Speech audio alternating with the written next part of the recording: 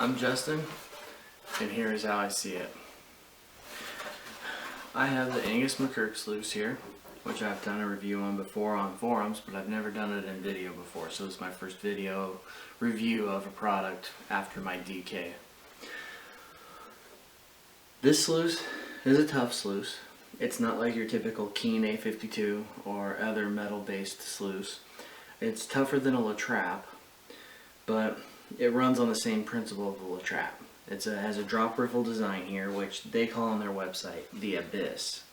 It's got multiple tracks in here. I'll add some close-up photos in the video here so that you can see these.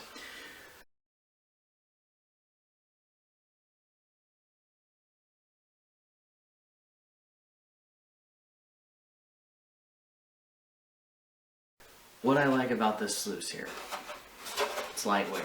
As you can see, no problem holding it. Lightweight, not a burden.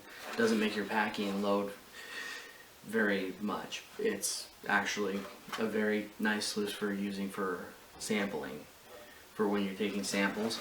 For production, this is a small one. This is the Adventure. They've got many other sizes that go on up till the Great Northern, which is a huge one for production. What I like about the sluice is, though, it's got these bars automatically added.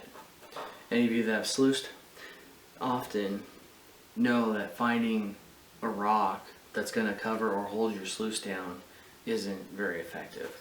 And then when you get the right water flow and you get things just right, this end, especially with a flare, which this one doesn't have, but with a flare, they'll float up, running your level and how you have it.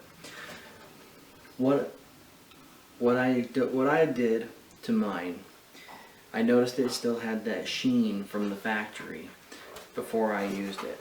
I took a little small abrasive pad, like an SOS pad, and I scrubbed each of these 4 front edges of these riffles. That way the gold will drag and then fall behind. When it slides so easy, it maintains its momentum, and I found I was losing gold. Once I scrubbed those, the gold dragged if it didn't fall in this one. The only time I ever had gold going down here too much was when I ran too long and it was overfilled. Cleaning the sluice is very easy, takes minimal effort. This one fits right in the bucket. You gotta splash the water up in here because these are traps. You put the water up here, it's not gonna rinse the riffles out. You gotta do it from below and then let it wash back down out of it. I found using a bulb washer helped me to get that, or one of the dispensers for like ketchup or mustard that you get at a kitchen store. Fill that with water, rinse, and in about 30 seconds, this is done.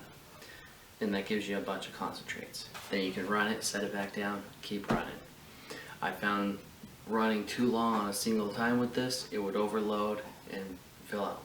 But it's so simple to clean this sluice out that it's not a big deal to save all your concentrates and then run them once again together alone in this without all the rocks and bumps. Another thing with the drop ripple sluice design here, if you were to throw rocks in here with a traditional riffle sluice, your flow would change behind the riffle, and that kind of messes up the back eddy. With this drop riffle design, if you did not classify your material very far, because you're doing samples, you don't have time to be classifying to do a sample. You want to see if there's gold in that spot or not and move on. So imagine the rock, the diameter here. The rock would be shielded right there. It won't impede down in this lower area where most of your gold would go. The gold would fall under here and be trapped in there and not get knocked out by a rock. And the flow continues above the riffles, as these are low gravity zones with a unique eddy into them, that I found running large rocks, unless you're dealing with nuggets, you won't have a problem. If you have the flow just right as well, you can visibly see the gold if you run it, because I don't always get it, all of it right here. This is a small area to put your material.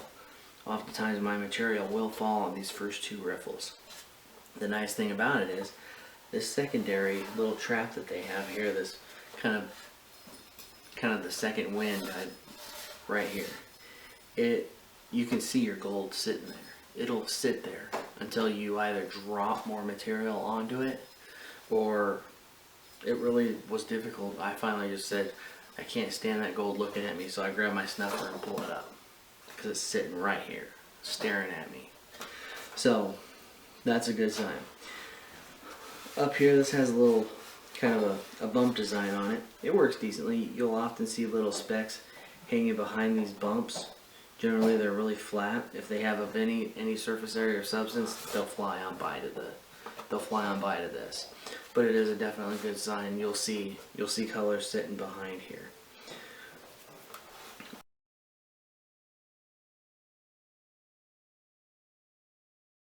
Overall, my price for this, I bought it in Alaska at a small store, and they obviously have their markup for the shipping. So depending on where you're at and who your distributor is, this is a very affordable, small, and tough sluice. I have a few good gouges here. There was one, right, I can't even find it. There was one right over here that I had when I had it on some really rough bedrock. And I dropped a rock on it, and it just gouged a little bit on there, but there was no crack. I mean, this thing held up against that rough, schisty bedrock that often tears up or scratches up sluices, especially aluminum ones. But this one held up to some of the toughest stuff. I've ran it multiple places. And here's a test for cold. I've left this outside in frozen conditions and then gone to use it. I've had it in the daylight and the sunlight for extended periods of time. And what's funny is even that darn label is pretty darn tough under there because of this lip here.